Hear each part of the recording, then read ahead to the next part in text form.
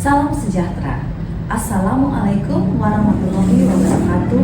Om Swastiastu, Namo Buddhaya, salam kebajikan. Perkenalkan, saya Iin Darda Sangkung Panggalo, MPSI Psikolog. Saya mengampu mata kuliah pendidikan inklusi pada program studi pendidikan guru sekolah dasar Fakultas Keguruan dan Ilmu Pendidikan Universitas Kristen Indonesia Toraja. Mata kuliah pendidikan inklusi adalah mata kuliah wajib di semester 5 yang bertujuan untuk membekali mahasiswa PGSD untuk memahami dan melaksanakan pendidikan yang adil, adaptif, dan menghargai keragaman peserta didik, termasuk mereka yang tergolong dalam anak berkebutuhan khusus. Secara umum, ada 3 tujuan dari mata kuliah ini. Yang pertama, mahasiswa mampu menjelaskan konsep dasar anak berkebutuhan khusus. Yang kedua, mahasiswa memahami prinsip pendidikan inklusi dan pentingnya identifikasi kebutuhan belajar pada siswa. Yang ketiga, mahasiswa mampu merancang strategi pembelajaran yang responsif terhadap kebutuhan anak di sekolah dasar. Selama 16 kali pertemuan, mahasiswa akan membahas tentang topik yang pertama tentang konsep dasar anak berkebutuhan khusus. Lalu yang kedua adalah pendidikan inklusi dan manfaatnya. Yang ketiga adalah identifikasi kebutuhan belajar. Dan yang keempat, strategi pembelajaran adaptif dan berbasis pada kebutuhan anak. Kemudian diakhiri dengan praktek penyusunan FPP dan bagaimana simulasi pembelajaran yang adaptif.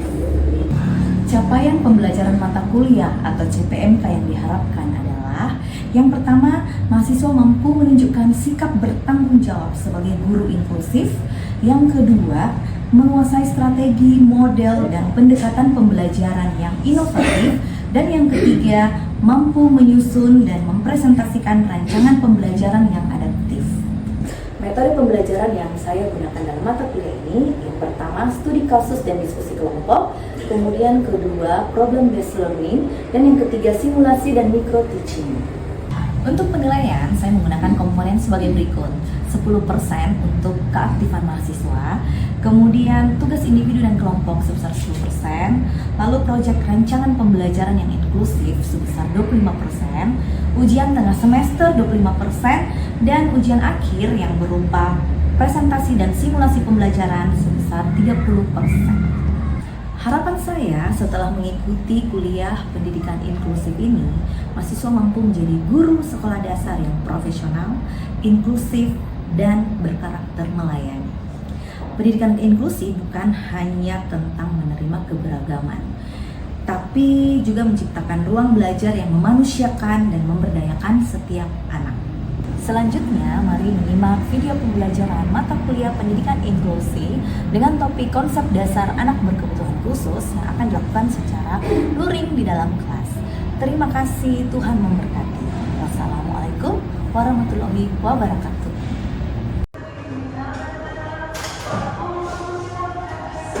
Selamat siang semuanya.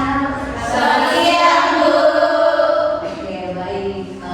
Hari ini kita akan belajar terkait dengan konsep dasar anak berkebutuhan khusus. Tapi sebelum kita masuk dalam materi, mungkin ada yang bisa pimpin kita dulu dalam doa sebelum kita mulai. Mari kita berdoa. Oke, silakan siapa? Ivena. Vena.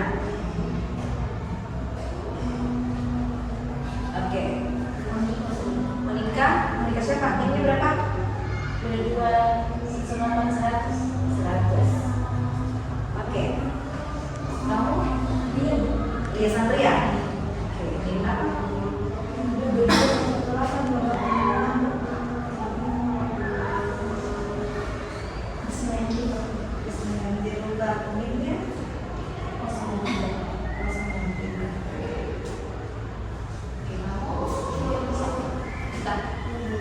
Oke, ini berapa? 97. Baiklah, kebutuhan khusus. Tadi saya sudah membahas beberapa istilah. Untuk pertemuan kita hari ini, kita memang akan membahas terkait dengan anak berkebutuhan khusus. Yang minggu lalu kita sudah belajar tentang pendidikan inklusi. Jadi kan memang di saat ini semua sekolah, semua satuan pendidikan itu sudah diarahkan menjadi sekolah yang inklusi. Artinya sekolah itu harus bisa menerima anak-anak berkebutuhan khusus. Jadi tidak boleh lagi sekolah menolak. Jadi kalau ada anak yang khusus gitu, mereka harus menerima. Itu kebijakan yang dibuat dalam pendidikan inklusif. Makanya kenapa dalam pendidikan inklusif kita banyak membahas tentang anak berkebutuhan khusus. Nah, untuk materi hari ini tentang konsep dasar anak berkebutuhan khusus itu tujuannya adalah supaya kalian mampu memahami apa itu konsep anak berkebutuhan khusus, terus klasifikasi anak berkebutuhan khusus itu apa saja, lalu pentingnya melakukan identifikasi pada peserta didik supaya kita bisa membedakan mana peserta didik yang termasuk dalam anak berkebutuhan khusus dan mana yang tidak. Kemudian langkah-langkah dan pelaksanaan pendidikan inklusi di sekolah dasar. Itu adalah wujud pembelajaran dari materi kita hari ini. Nah, ini ada beberapa klasifikasi dari anak berkebutuhan khusus. Jadi yang pertama di situ adalah tunanetra. Jadi tunanetra itu adalah ada hambatan dalam penglihatan. Kalau untuk anak yang memiliki hambatan dalam penglihatan itu biasanya mereka harus memiliki metode pembelajaran khusus juga. Jadi kalau anak yang punya hambatan dalam penglihatan tidak bisa belajar seperti anak normal lainnya, benar ya? Misalnya kita biasa kan mengajar membaca sama anak. Kalau anak yang penglihatannya terganggu, kira-kira apakah bisa mengikuti dengan membaca? Makanya kenapa ada metode di situ, ada disebutkan metode Braille. Dan Braille jadi mereka itu membaca ada apa itu dengan tangan. Gitu. Kemudian yang berikutnya tunarungu. Oke, tunarungu. Nah, kalau misalnya anak tunarungu, kira-kira itu bagaimana cara mengajarnya kalau anak tunarungu? Tunarungu itu artinya gangguan dalam pendengaran. Oke, kira-kira kalau misalnya kalian di kelas ada siswa yang kesulitan atau hambatan dalam pendengaran, kira-kira bagaimana metodenya? Menggunakan bahasa isyarat. Oke, menggunakan bahasa isyarat, ya. Nanti kalian harus belajar bahasa isyarat ya. Harus punya minimal punya skill dasar gitu. Lalu untuk ada juga yang namanya tunagrahita. Nah, tunagrahita itu yang memang secara IQ itu rentangnya itu di bawah 70. Kalau misalnya rentangnya di bawah 70 itu artinya ketika belajar dengan anak-anak yang secara IQ normal itu mereka pasti akan kesulitan. Misalnya kalian menjelaskan materi yang mereka mungkin akan kesulitan untuk mencerna apa yang kalian jelaskan. Nah, ini ada 3. Selain 3 ini kira-kira apa lagi? Ada tuna-tuna yang lain? Tuna-tuna yang lain? Tuna laras. Oke, ada lagi. Kalau tidak salah ada 5.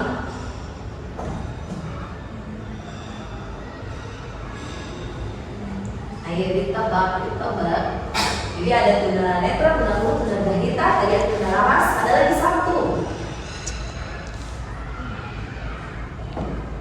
Tuna,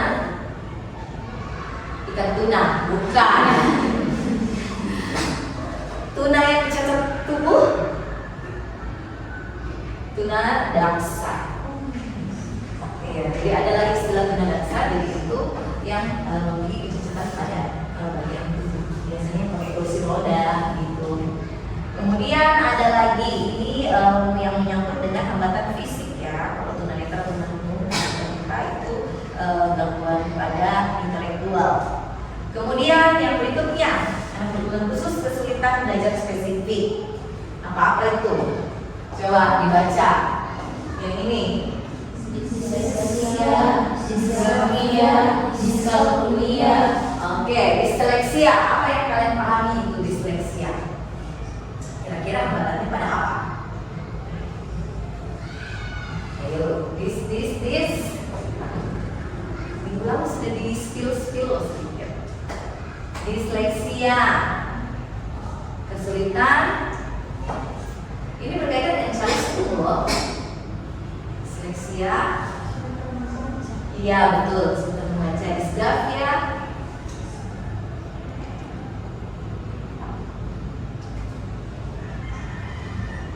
Menulis. Diskalkulia. itu berhitung.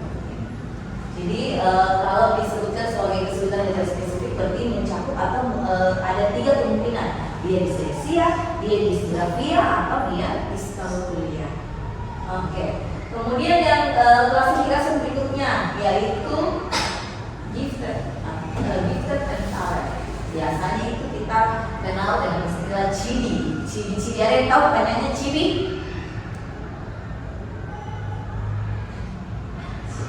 Cibi cerdas, lupa. Cerdas istimewa. B-nya apa? Cerdas istimewa, berbakat istimewa. Itu yang masuk dalam klasifikasi yang IQ-nya itu yang di atas 130. Jadi kalau kita membahas tentang anak berkebutuhan khusus itu kita tidak hanya membahas tentang kekurangan atau hambatan, tapi ternyata anak yang IQ-nya 130 ke atas itu juga masuk dalam anak yang berkebutuhan khusus. Karena mereka memang harus punya program pembelajaran yang khusus. Kalau ada anak IQ-nya di atas 130 itu mereka tidak bisa digabungkan dengan anak-anak yang normal biasanya, karena cara belajar mereka itu kadang harus berbeda. Gitu. Mereka mungkin sudah paham tentang materinya.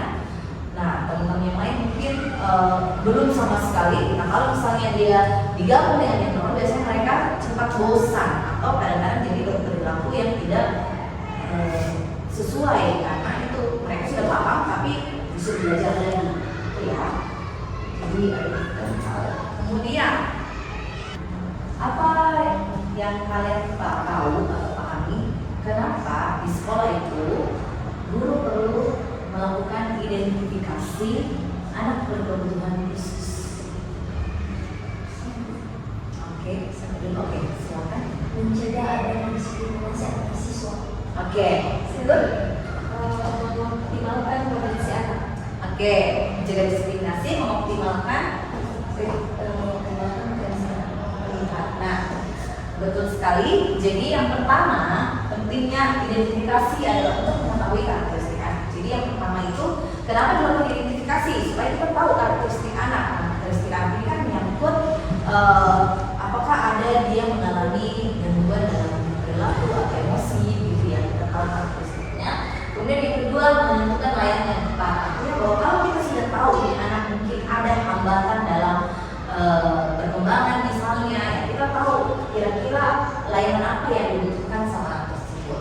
Kemudian yang berikutnya, untuk menyusun rencana pembelajaran individual.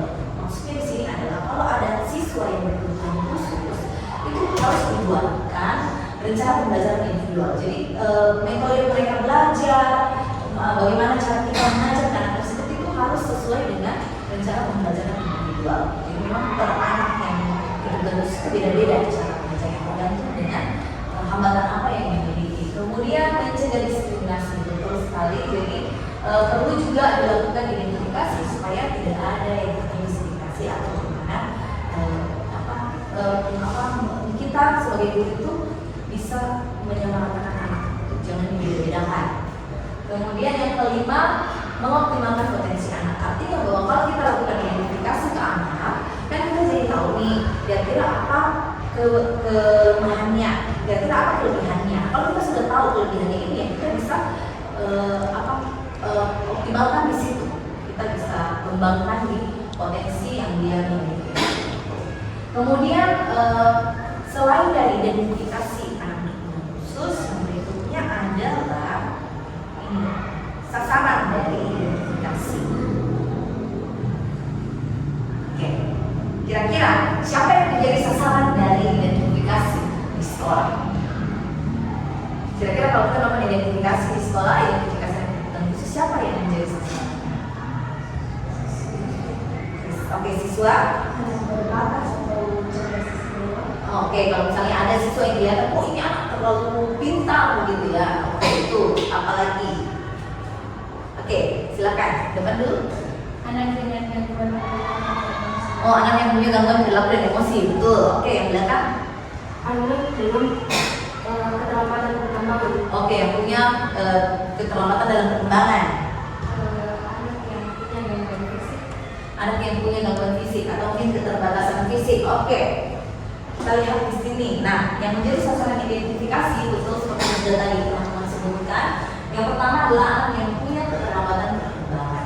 Karena kalau anak yang terlambat, maksudnya dalam perkembangannya itu ada keterlambatan, itu biasanya akan mempengaruhi aspek-aspek berpikir, belajar, ya, perilaku, gitu. Kemudian yang kedua, anak dengan gangguan perilaku dan emosi. Jadi anak yang mungkin di sekolah guru menemukan ini anak kok suka pukul temannya, ini anak kok suka ajak temannya berkelahi, gitu, atau ini anak kok suka tantrum di kelas. Nah, itu juga menjadi salah satu dari identifikasi. Kemudian yang ketiga, kesulitan belajar spesifik. Seperti yang kita pelajari sebelumnya, kesulitan belajar spesifik misalnya, kok ini anak sudah kelas 3 belum bisa membaca, atau mungkin ini anak kok sudah kelas 3 belum bisa menulis sama sekali. Maka perlu dilakukan identifikasi supaya tahu kira-kira hambatannya ada di mana.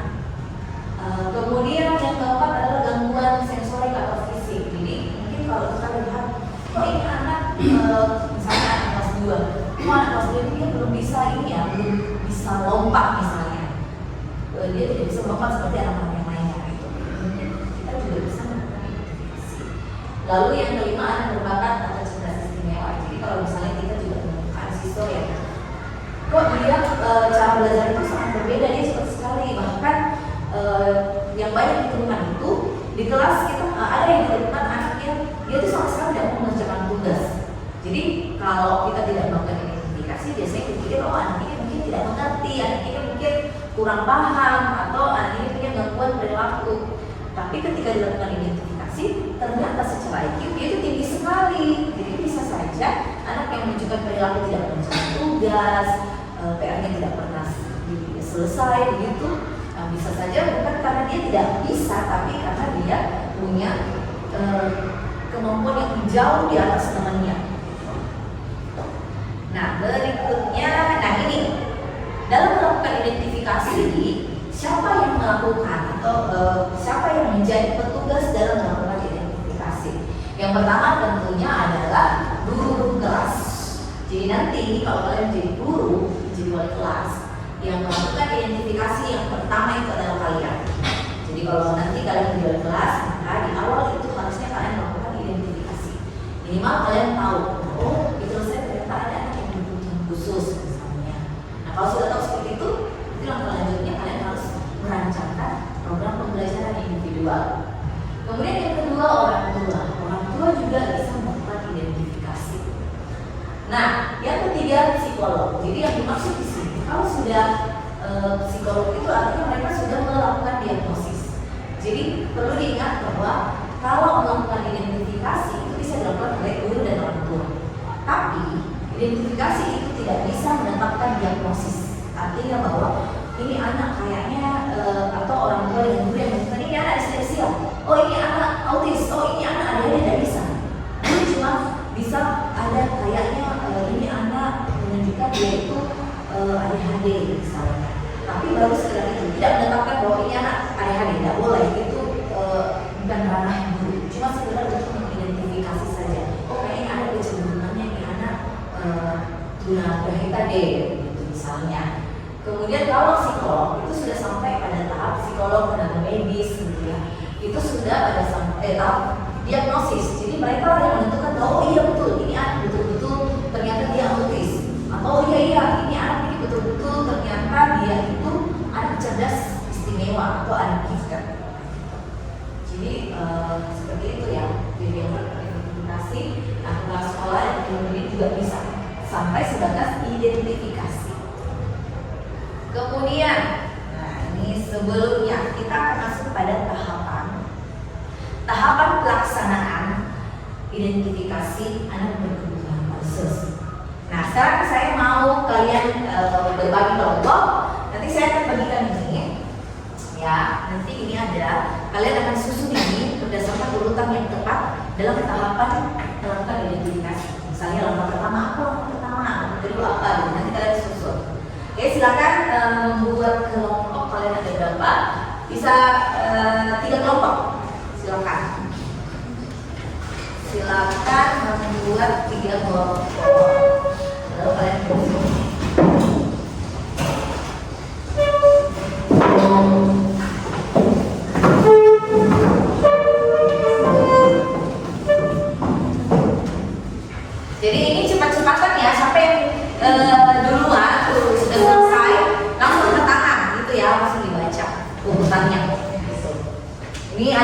tahapan. Jadi mana yang paling pertama dari pertama sampai terakhir. Oke? Jadi nanti siapa yang duluan selesai langsung angkat tangan terus baca. Ya? Oke, silakan. Kira-kira bagaimana tahapan dalam proses identifikasi?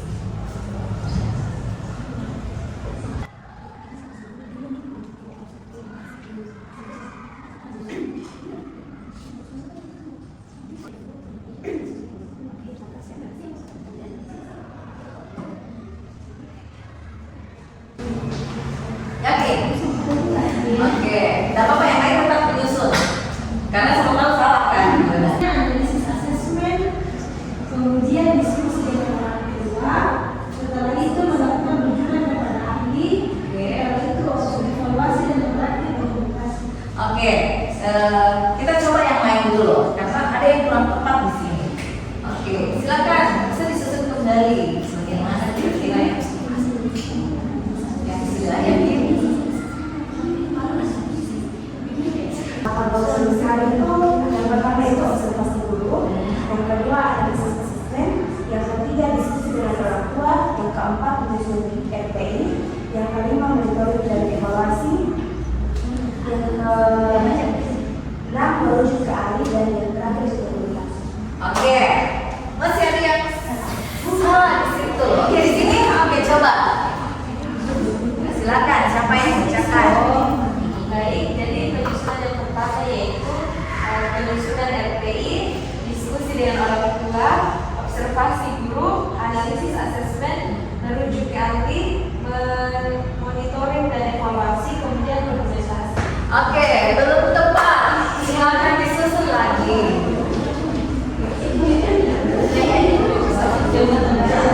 Ayo. Ya, sedikit perbaikan dari kelompok kami. Yang pertama observasi, kemudian menyusun RPI, selanjutnya analisis asesmen, diskusi dengan orang tua, melakukan rujukan ke ahli, evaluasi dan komunikasi. Masih kurang tepat. Disusun.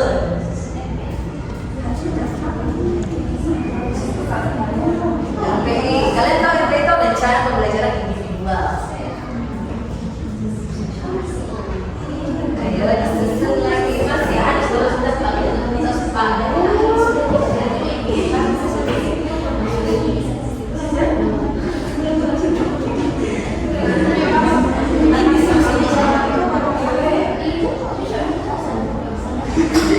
Oke, coba lagi, nggak apa-apa, coba lagi. Ya, sedikit Oke. Yang pertama observasi, analisis asesmen, menyusun RPI, diskusi dengan orang tua, rujukan ke ahli, evaluasi dan komunikasi. Ada yang sedikit lagi. Oke, betul. Kalau kami observasi guru, baru kedua analisis asesmen, yang ketiga menyusun RPI, yang keempat diskusi dengan orang tua, yang kelima monitoring dan evaluasi, yang keenam komunikasi, dan yang ketujuh baru juga.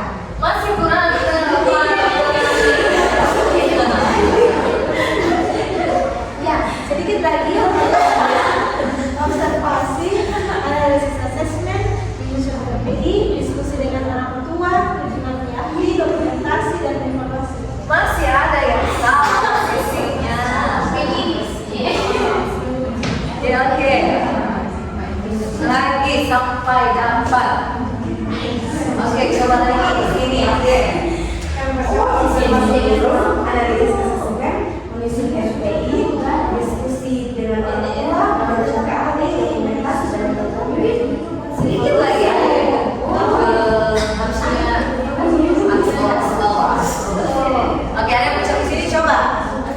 Oke, silakan. Ayo. Oke, kita baca. Observasi guru, diskusi dengan orang tua, penyusunan RPI, analisis asesmen, monitoring dan evaluasi, merujuk ke ahli, dokumentasi. Ada lagi yang keliru posisinya. Ayo. Satu kali lagi habis itu saya bukakan jawabannya. Oke, terakhir betul. Yang pertama observasi, analisis asesmen,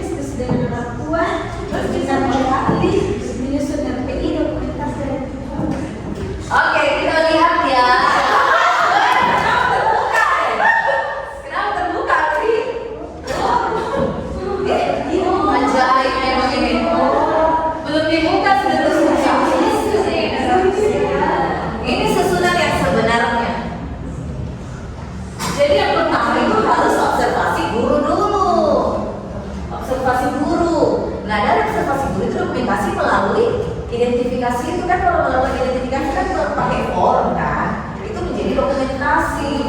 Nah, kalau sudah didapat nih, kalau misalnya dilakukan identifikasi, sudah dilihat tanda-tandanya, oh kayaknya dia ada kecenderungannya mungkin dia kesulitan belajar spesifik, maka dipanggil orang tua untuk diskusi. Kalau sudah ada orang tua diskusi, baru dibicarakan dengan orang tuanya bagaimana kalau untuk memastikan bahwa ini anak betul-betul mengalami hambatan itu, mari kita bawa dia ke ahlinya. Nah, misalnya dibawa ke dokter ya, atau dibawa ke psikolog. Kalau untuk fisik tentunya ke dokter, tapi kalau untuk gangguan mental gitu, kalau kognitif itu dibawa ke psikolog, dirujuk. Nah, setelah dirujuk, itu kan ada laporan yang diberikan oleh psikolog. Hasilnya itu dianalisis. Kalau sudah dianalisis kan sudah jelas tuh diagnosisnya. Misalnya dia kesulitan belajar spesifik, dia disleksia misalnya. Kemudian dibuatlah analisis. Kalau sudah itu dibikinlah penyusunan RP. Karena rencana pembelajaran individual itu dibuat berdasarkan hambatannya. Nah, kalau sudah dibuat, dilaksanakanlah itu rencana pembelajaran yang baru, dilakukan monitoring dan evaluasi apakah rencana pembelajaran individual yang dibuat itu efektif. Karena kalau rencana pembelajaran individual itu biasanya ada jangka waktunya, misalnya dalam waktu 3 bulan, dalam waktu 6 bulan, dilakukan monitoring dan evaluasi apakah rencana pembelajaran yang dibuat itu sudah sesuai atau sudah efektif, atau apa yang perlu ditingkatkan. Begitu. Jadi belum ada tadi yang ini. Kira-kira tadi kelirunya di mana? Dokumentasi. Ya, karena ini dokumentasi itu kayak bilang orang ya, dokumentasi selalu diambil ya, bilang bilang. Dokumentasi itu artinya bahwa itu tadi formnya, hasil dari identifikasi screeningnya. Nah, begitu ya. Dan selalunya itu namanya evaluasi biasanya selalu di akhir. Kecuali masih ada tindak lanjut. Sudah paham ya? Jadi ini tahapan dalam pelaksanaan identifikasi. Nah, untuk pertemuan berikutnya kita akan membahas lebih detail lagi tentang klasifikasi dari anak. Jadi kalau yang tadi kita pelajari itu baru gambarannya saja, tapi minggu depan kita akan belajar lebih dalam lagi terkait dengan jenis-jenis anak berkebutuhan khusus, terus kira-kira ciri-cirinya seperti apa, terus metode pembelajarannya seperti apa, itu yang akan kita pelajari minggu depan. Jadi harapan saya kalian bisa belajar mandiri di rumah, supaya minggu depan ketika kita bertemu kita mendiskusikan terkait apa yang sudah kalian pelajari. Oke, itu adalah bentuk dari mata kuliah kita hari ini. Nah, sebelum kita kembali, adakah yang mau pimpin kita dulu dalam doa untuk menutup pertemuan kita hari ini? Oke, silakan.